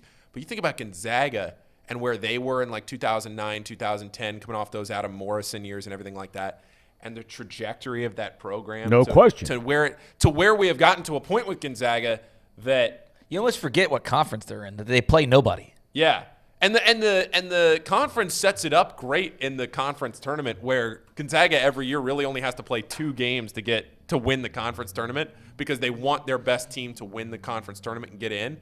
So they stagger the conference tournament so that if you're the last seeded team in the WCC, you have to win like 5 games to win the conference tournament, but Gonzaga only has to win 2. All right, but let me ask you this. Why would anybody, and I sincerely mean this, and this is no knock on Gonzaga. It's a beautiful part of the country.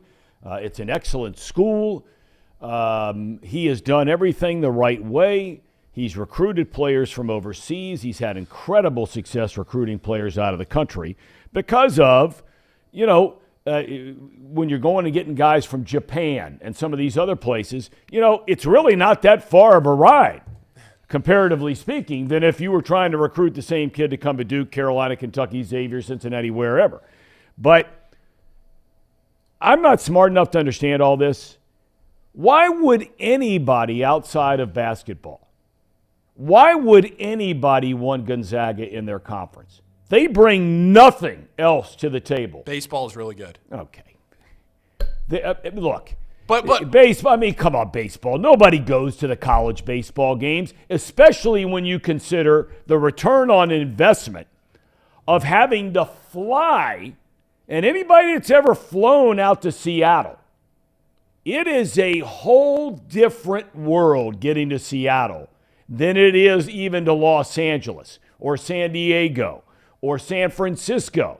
Although San Francisco is just starting to border on that middle of sort of nowhere destination. Can you imagine the way the Big 12 is aligned right now? Of bringing in Gonzaga? Now, the Pac-12, but I don't know who's going to be left in the Pac-12. Yeah, and that's the problem. The thing is that Gonzaga is the best, most perfect, most ideal fit for the Big East. But the travel out there, especially for the non-revenue sports, just doesn't match up. Now, what I don't know, and I'm just saying this, I don't have anything on the inside of that. I don't know. But I almost wonder if you could figure out a way for the other sports. If you look at like lacrosse in the Big East, they have partner schools that play Big East lacrosse, like Liberty, that's not in the Big East. You have those partner schools that play in those lesser sports, those non-revenue sports, that you could maybe say, all right, well, hey, Gonzaga, we're going to put some of your other sports over in this, but we're going to keep basketball in the Big East. And if we're going to go national on sport, Gonzaga is one of the best, biggest brands in college basketball right now. Any conference would kill for them to be in their conference just in basketball. Not having football is tough to say go to the Big 12. Whatever money they would make, and I'm with you on that whole scenario, and you use lacrosse, for example. Johns Hopkins is a great example of that because they're a similar size sort of school to Gonzaga. But their location is obviously dramatically different. Johns Hopkins plays in the Big Ten in college lacrosse. They're one of the great powers and always have been, et cetera, et cetera. There are other sports they play in, whatever it is they play in. But when you just look at the expense, and it's not only for Gonzaga, It's for the other schools that are playing, especially in the Big East. I mean, the Big East more than any of the others compared to especially the Big 12 and the Pac-12. I'm not sure, and I don't know, because you got to factor in TV money, but the Big East Conference, they've got their deal with ESPN. They don't have a Big Ten network. They don't have an SEC network, okay, like those two conferences do, where you're getting your national TV deal money, and then this BTN thing is insane, the amount of money they get just from that in the Big Ten, same thing in the SEC. I find it hard to believe that if you're Xavier, and what's Gonzaga's gym hold? 10,000 like Xavier? No, it's not that big. Okay, 8,000. Yeah. Let's just say whatever, 8,000. Yeah. I mean, can you actually even break even by getting on a charter plane, flying all the way from Cincinnati? 6,000. 6,000. So now you're really talking, okay? So you get on a plane and you fly all the way to Seattle. Spokane. Spokane. And fly all the way back. I just find it hard to believe, because you're not going to leave the day before the game, more than likely. You might have to leave 2 days before the game when you're flying that far, especially for the teams that you're talking about in the Big East, Providence, right? Oh, yeah. Connecticut, some of these schools. I mean, that's a 6.5, 7 hour flight. I mean, are you really going to make out on that deal? Not just for that game, but do you think that that a TV contract with ESPN or whatever it might be that they have for the conference, it offsets some of that enough where it's worth your while? I do. I think there is a world where Gonzaga makes sense in the Big East. I don't know if it's going to happen. It's been rumored for so long. I don't know if it's going to happen. I know that the Big East's TV deal with Fox, every single Big East game is on national television. Every game for every team is on national television. FS1, they have a partnership with CBS, Fox Sports, all that. When the TV deal comes up in what I think is 2 years, I think it's 25. I don't know if it's 25, 26, 24, 25. Doesn't matter. 2 years, I think, is when it comes up. If you get a package with, say, a joint package with ESPN, Fox Sports 1, college basketball is such a huge part of the TV deals for ESPN and for Fox and for FS1, because think about how many games there are. You can turn on from November, whether you care about it or not, from November. Tom really cares about from college November basketball. to March 1st, you can turn on a good game nationwide pretty much every night. Yep. There might only be one in December. It's okay. There might only be one, but there is a package there at ESPN and Fox Sports. I'll be interested to see if the Big East does take a look at ESPN, because without having the big Monday game or anything like that, if they just want some more expanded coverage when that comes up. But I do think that there is a world where you can work out a TV deal to where adding Gonzaga makes sense. You'd have to figure out, like, Gonzaga, do they make the trip and, like, are they just gone for a week and they play Seton Hall, St. John's back-to-back, and they're gone for 5 days. Then they fly back, play Providence and UConn. Then they fly back, play Georgetown, Villanova. Like, is that how that works? I don't know. Well, it's kind of like the Big Ten that's now going to be UCLA and USC. Like those Olympic sports, when they play baseball or I don't know, lacrosse or whatever it is, right? UCLA is going to come to the East Coast for a week, right? Like those teams are going to. That's the only way you can make financial sense. But then what do you do with school, with classes? I mean, it's Also, what do you call the Big East then? It can't be the Big East if Gonzaga's in it. It's got to be a different name. Yeah, I don't know. The Big West. Yeah.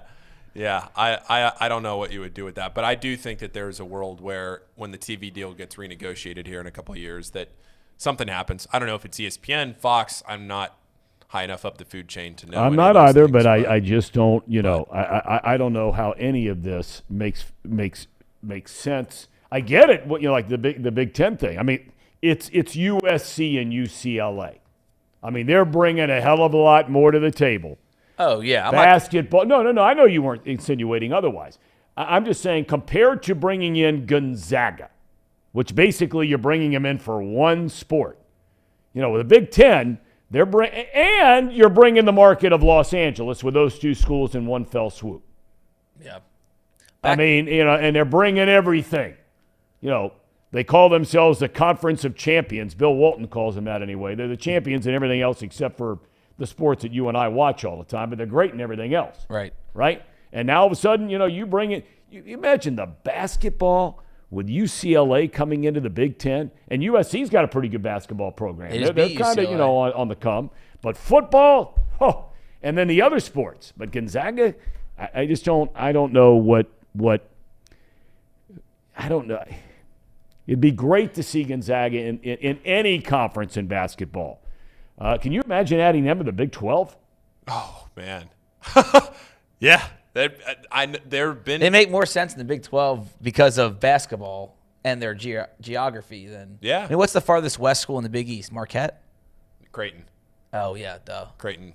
But, I mean, even Creighton's an outlier. Yeah. Otherwise, it would be Marquette. But, man, even that flight from Dallas to Seattle, and I've done it. You guys have done – I mean, you feel like you are traveling to the end of the world when you go to Seattle. When you go look at the Seattle Mariners baseball travel schedule, and it's out every year, about the number of miles the Seattle Mariners spend air miles, it is damn near double everybody else in Major League Baseball. And it's going to be even worse this year because now you're playing every team in baseball in a series.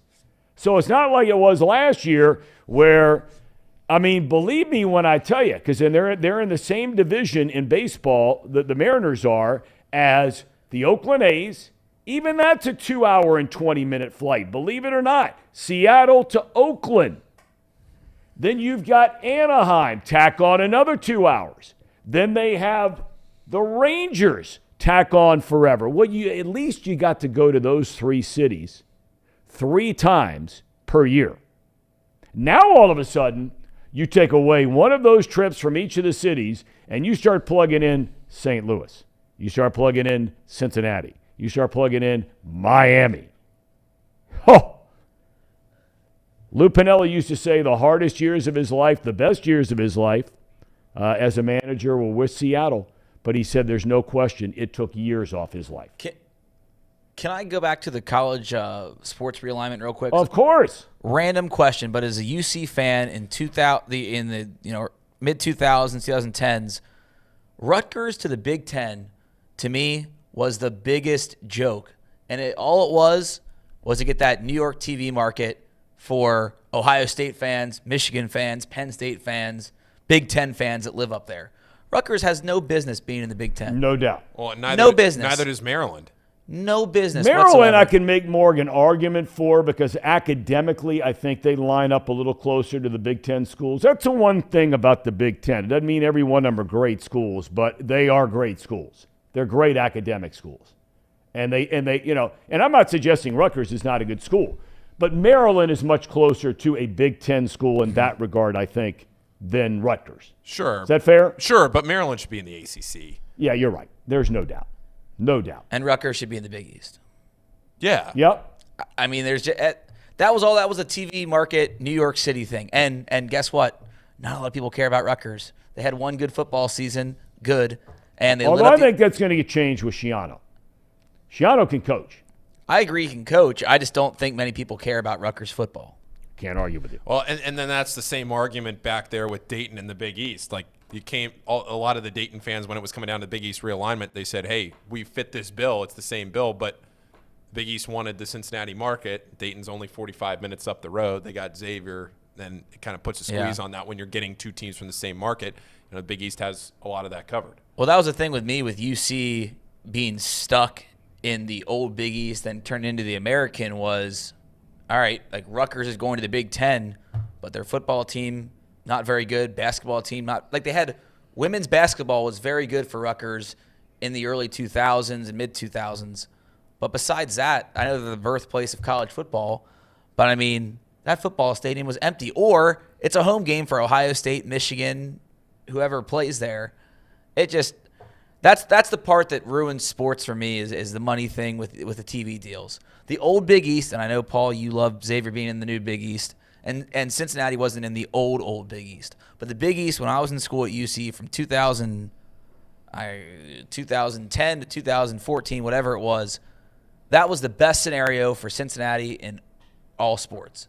You got to play Syracuse, Louisville, West Virginia, whoever in basketball in a week. Syracuse. And football, you were in a power conference, and you had the regional rivalries. Now it's the Big 12. I'm happy for the Big 12, but obviously it sucks that Texas and Oklahoma are going to the SEC. Yeah, I mean, and look, no one was surprised that Oklahoma and Texas this year, when the schedule came out, the Big 12 yesterday, that Oklahoma and Texas are only getting 4 games in the conference. There were whispers all along that said that the Big 12 was going to do everything it could to make it really rough for both of those schools in every way imaginable. And because they're leaving the conference and they're taking – you guys take it here for a second, and I'll be back here in a second. Go ahead. Okay. Well, and as of now, to piggyback off that, they still have 2 more seasons before they depart for the SEC. Now, that's probably going to change where this will be their last year in the Big 12. But, I mean, what are you going to do? You're on the way out, so they're not going to – We talked about it a little bit, but before Thom gets back here, because I know when Thom gets back, we're going to want to talk about Tom Brady to close the show. What were your overall impressions of the Big 12 schedule and how it all lined up? I was in favor of it. I'm excited. I think I wish UC got a trip down to Austin to play at Texas. I just wanted to do the horns down one time in Austin. But no, I thought the schedule shook out really good for UC. Getting Oklahoma at Nippert. I mean, I remember in 2010, it was Butch Jones's first year. UC hosted Oklahoma in front of about 65,000 at Paul Brown, and Oklahoma was like top 7, 8 in the country, all the way down to the wire, and lost in the fourth quarter. To get those games at home against a marquee school like that, that is going to be something that I'm looking forward to. And plus, I mean, you can't get excited about the Tulanes of the world, the Tulsas of the world. Were you surprised that they didn't get a game at Paycor? No, I think that UC never wants to play at Paycor. Okay. I think that's fans don't want it. The UC doesn't want it. The home field advantage at Nippert, and at some point in 5 years from now, you're going to have to figure out a way to add a small third deck on the other side. I don't know what that means for the Linder Center on the other side, or maybe for me, the way to make that stadium bigger and add more seats and cool, take that scoreboard, raise it up another level or 2, and put 2 little decks above the Bearcat layer in that north end zone. Yeah. That would be cool.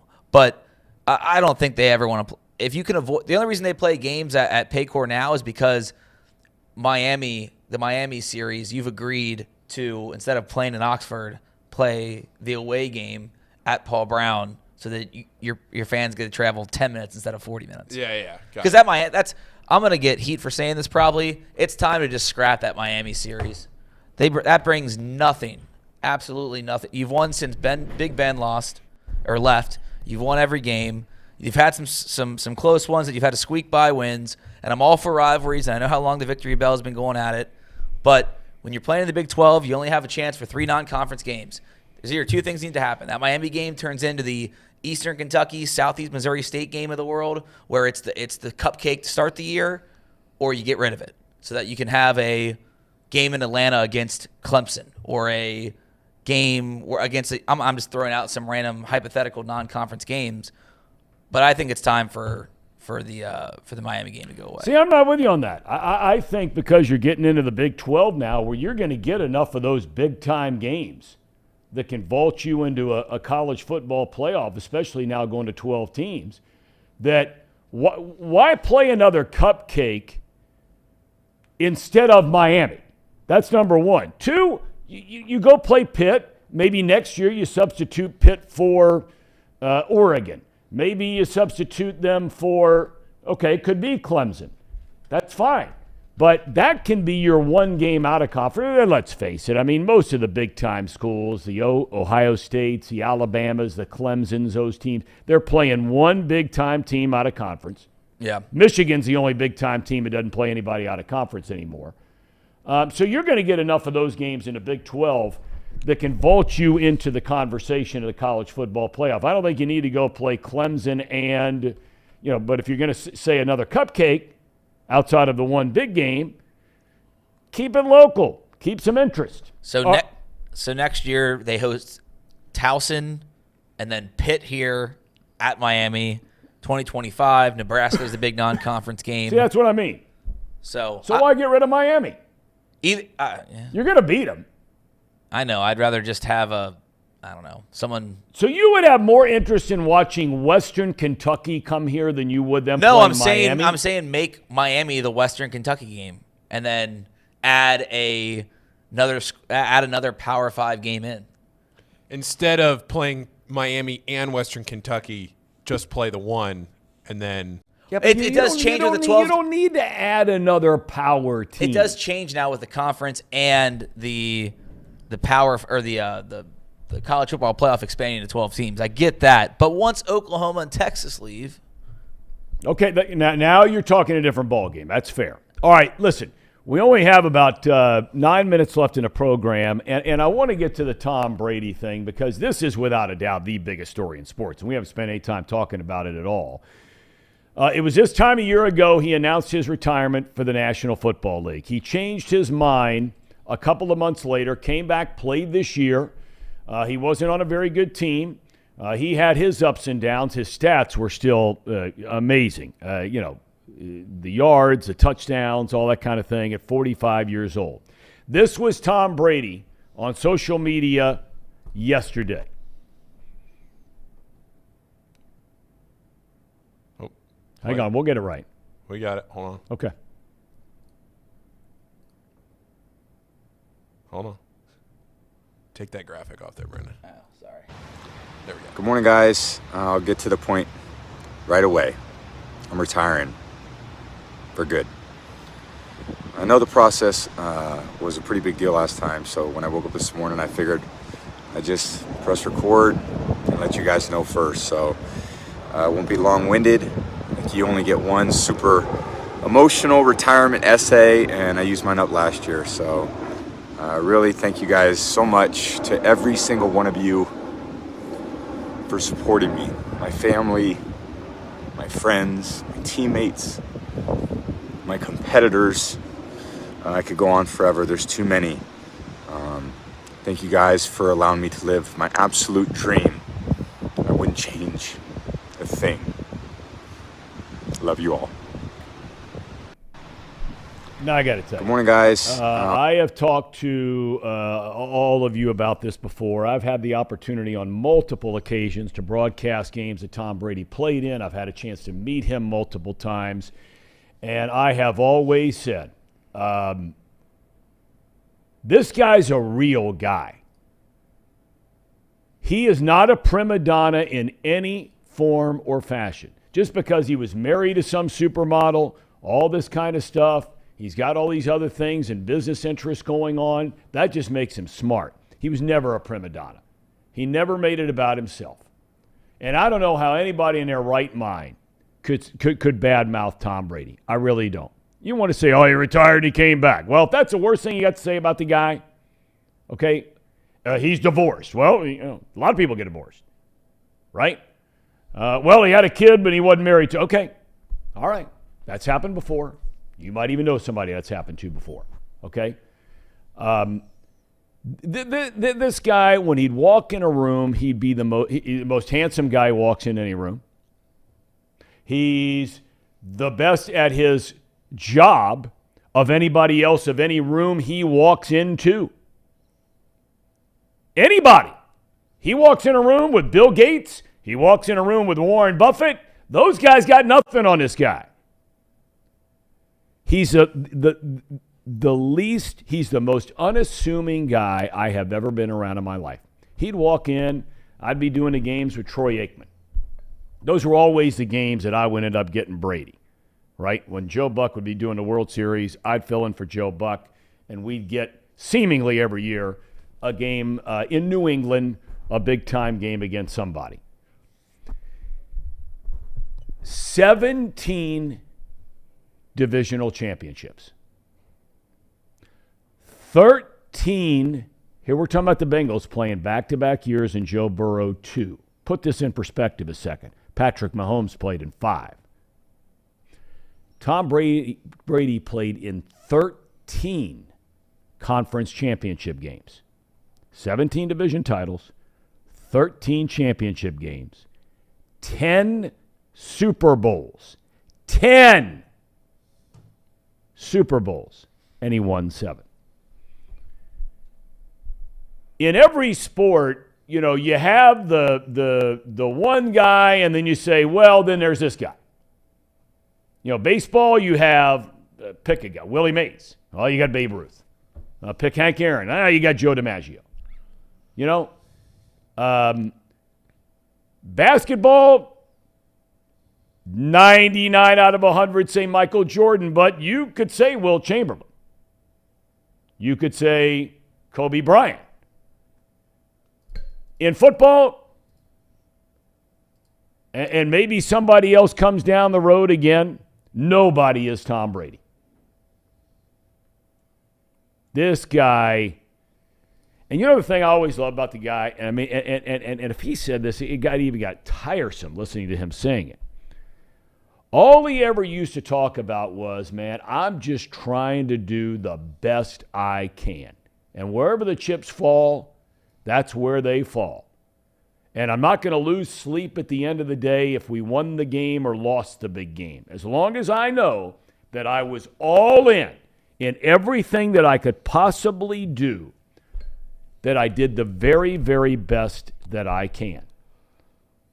And the guy I just can't say enough things about the guy. I'm not a friend of his. I haven't seen him in years. I don't talk to him. I have zero relationship with the guy.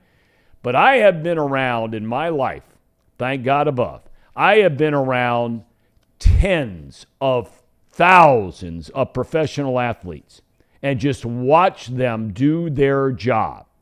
And I'm talking about some of the giants in the history of sports, going back to when I was a kid to the Pete Roses and the Johnny Benches, all the way up until 2 years ago when I'm doing the NFL and Major League Baseball.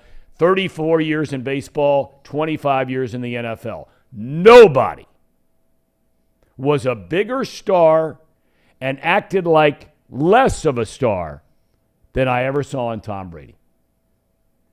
Dude was absolutely, and is absolutely, he's an amazing guy. And I wish him well. I mean, for you guys, thankfully, you're old enough to have seen his greatness. Now, there's going to be a generation coming up, much like Jordan. There's going to be a whole generation coming up where they may not know it. But you guys should consider yourself lucky for having seen him when he was still great. I agree, and it was fun to watch. I think I was like most fans that once he started winning a lot, I did not like to see him win, but I appreciated the greatness that he was, and he is the GOAT. Oh, I hated the Patriots. I hated them. Hated them with every fiber in my being. And then, I mean, there's no. I was being nice about it. No, there's no mincing words. I hated them. I hated them. But at the same time, when he got social media and he got a little older, and we started to learn more about him, because for so long when he was winning, we didn't really know about him. He just went out there, he won, but he wasn't. There was no personality. There was no personality. There was no connection to Brady. You didn't have this bond with him that now. He's been so good at social media, so good at Twitter, he's been on TikTok. He's got a great group of content creators around him that shine him in a good light. He's funny. He's a charismatic dude. And to your point, Tom, we as the outsiders, we never really got to see that. We never got to see that side of Brady. So when he just goes out there and shoves it down your throat with all the winning that he did, like you're right. You got sick of it. And then now he is such a funny guy to listen to, and he's going to kill it in the broadcast. No booth. doubt.